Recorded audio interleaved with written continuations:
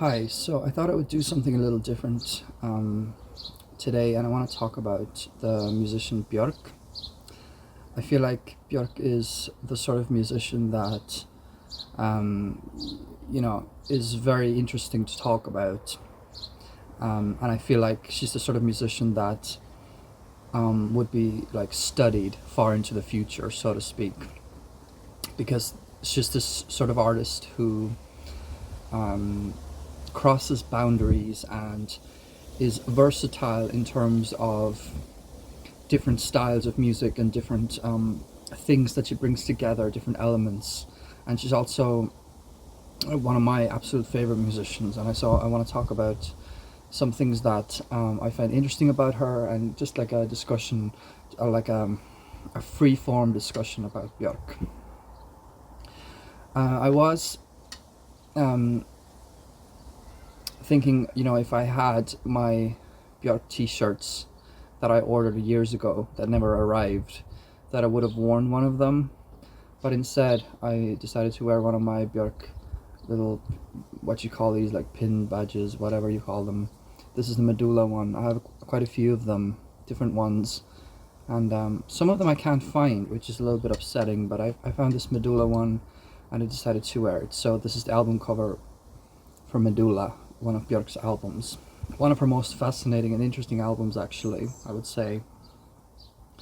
So I tried to think about this earlier when I was kind of lying in bed, just trying to gather some thoughts about Björk that I want to discuss.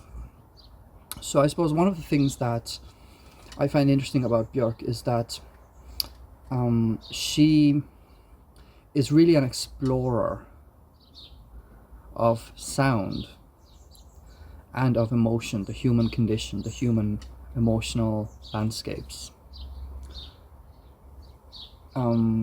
She's an explorer of how you can bring different concepts together, like music, visuals, technology, nature, and how everything kind of is can be unified. Everything is connected in a way, and she's this holistic sort of thinker, a harmonizer, a synthesizer. She synthesizes different concepts. I find that really interesting about her. So I think it's very easy to say contradicting things about Björk, because 50 people will think one thing, 50 people will think another thing, 50 other people will think something completely different. And that's what's so fascinating about seeing discussions about Björk, because Björk is one of the artists that I certainly see a lot of discussion around on the internet that is very varied. There's a lot of different types of opinions, and that's so interesting that like one person can essentially inspire that kind of discussion, different kinds of discussion. So what I find interesting is that, because even though there are all these different opinions that you can have about Björk's music, and the fact that she is also such an explorer of trying different things, trying different instruments, getting bored easily, and trying different sound worlds kind of with each album, I would say there is still an element of consistency in a way, because it's like there's still certain common threads and themes that show up within a lot of her music. So one would obviously be her voice, but also there's the fact that it seems like it almost seems like she never does the same thing twice. But if you look at it, there's definitely a common theme within the music. For example, with strings, a lot of her albums have strings. So Debut has strings, Post has strings, Homogenic obviously is very very much a strings and beats album. Vespertine has strings. Vulnicura, again, very string heavy album. And Fossora has some songs with strings. So you can tell that like this is a person with definite roots. She has a classical music background in a way, because she studied in a classical music school when she was a kid, and So I think that kind of ties into her music, as much as she might reject some of that early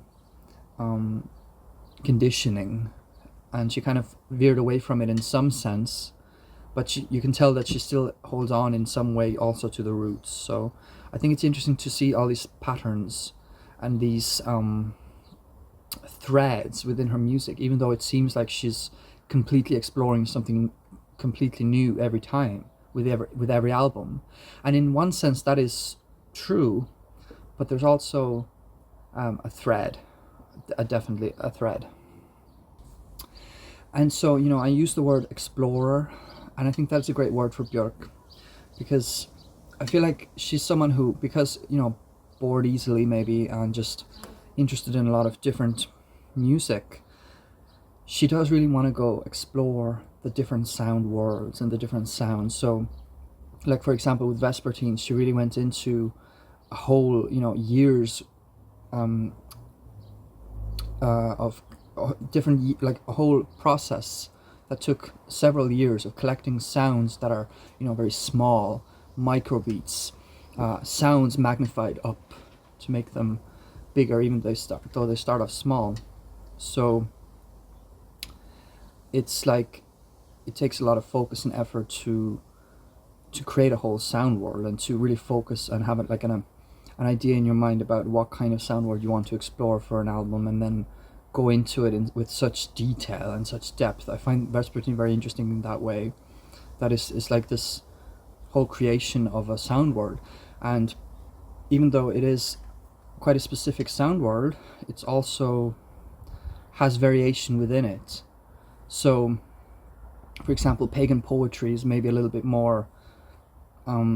It is a little bit bigger in its emotion. I would say it's a bit more out there and almost wild in the vocals at times, whereas songs like Cocoon and Sun in My Mouth are very, very gentle, almost like these, with Sun in My Mouth for example, a very sort of heavenly sound almost,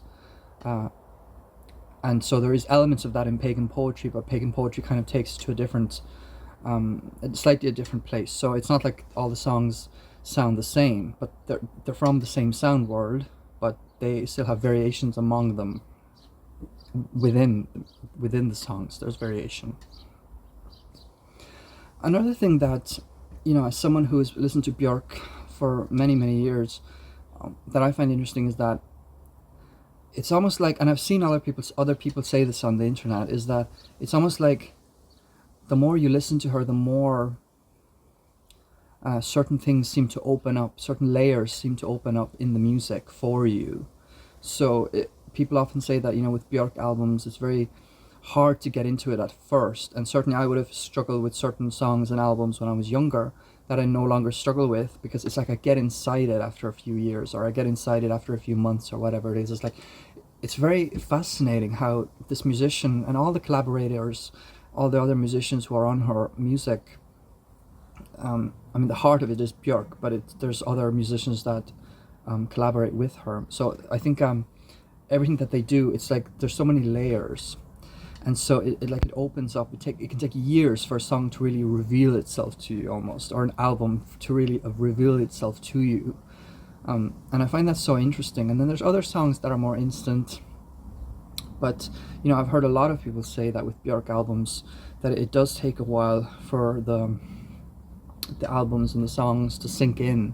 And I find that so fascinating, the way that it's like she is a whole world in herself, or in the music is a whole world. And then each album is like a planet in that world, or in that universe, let's say. If her music is a universe, each album is like a planet in the universe, or something like that. And how they all kind of just open themselves up in a slower way to you, like in a way that you kind of notice things that you didn't notice before. It's like it can be hard to grasp at first, but when you do grasp it, it's really satisfying. And even if you don't completely grasp it, it can still be very satisfying, because the sonics and the emotion can be just really just fascinating and just really enjoyable. But it's just fascinating the way that the layers of the songs kind of reveal themselves over time, and that's something that a lot of people have talked about when it comes to Björk. I do want to specifically mention Medulla here, because I think Medulla is also a great example of when Björk really explores a specific concept or a sound world. So with Medulla, it's basically like, I don't know, 90-95% vocals, and they're all put together in all these different fascinating ways, and it creates this kind of atmosphere, and it creates this world. You almost feel like you're in a cave back in, some, I don't know what year, some ancient year. Or when people are living in caves and they're just singing to entertain themselves. They're singing to communicate, maybe they're singing to, to have fun, and it's like this celebration. And I think it ties up nicely with the last song on Medulla, which is Triumph of a Heart. I think that's such a celebratory song. It celebrates how vocals can come together, and how the lyrics are about how the body creates a sense of well-being for the person, and so you can kind of get that through music and through singing. And so I think it's wonderful how the vocals all kind of come together, and as the last song, and really kind of creates this celebratory, wonderful atmosphere of like people singing and dancing together. And just in general, Medulla is it's a great headphones album, actually, and it's a great album in general, because it really is an exploration that not a lot of artists have made such a deep dive into a specific element of music, which is, in this case, vocals. And it's just the way that it was made. It's like some songs might not be seen as accessible, but I still think Medulla is generally an accessible album, in the sense that there's almost like songs that are almost pop songs on Medulla that are just created with vocals, like Who Is It, for example. But it's not really like a typical pop music album, so I'm not saying that, but it just seems like it's like creating something out of just one element of music and making it kind of accessible, but also really interesting and just intricate and like really deep. And it's almost like a dark album in a sense as well. It was originally going to be called Ink, so because it was like meant to represent this kind of deep, dark spirit in humans, and or something like that. And ink is like this. I mean, I don't know why ink, but it's if you think of black ink, for example, like it's this deep, dark thing that was maybe supposed to represent some kind of primitive thing. Like on the album, it can be quite primitive. There's or something is like prehistoric almost on the album. I know those are some of the themes that are meant to be captured on the album. And medulla means marrow in Latin, so like the deepest part of an animal or plant structure. So that is like going back to the roots, going back to the core, where people just didn't have maybe a lot of instruments yet, but they had their voice, they had what they have naturally, and so they would sing in caves or something. So I think that's really beautiful that the album kind of captures that in like a modern way, because the album was released in 2004. So I don't want to ramble on for too long, but I think I just want to mention as well that I think in general Björk is the sort of artist who really inspires discussion, inspires emotion, inspires people to kind of have a look at themselves and like maybe relate to the lyrics or relate to the emotion in some way, and also question things, be surprised about things, wonder like what is that, like some of the songs can really, like I said, take a while to grow on you or to reveal themselves to you. So at first they can seem sort of unusual, or like, what is this bizarre thing I'm listening to? And so that really inspires discussion, and to think that like one person is basically at the center of that. And it's just that she has also collaborated with so many people, and so that kind of brings other people's visions to the picture as well. We have to remember that. But Björk is like at the heart of it.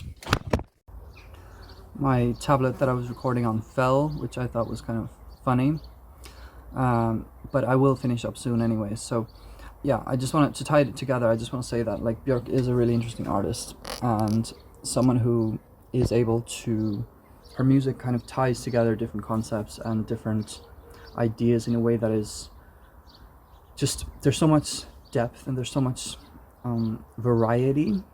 So she really explores and deep dives into instruments and tries different things, and I just think it's like, it's almost, her music almost can't be labeled in a way, just because there's so much different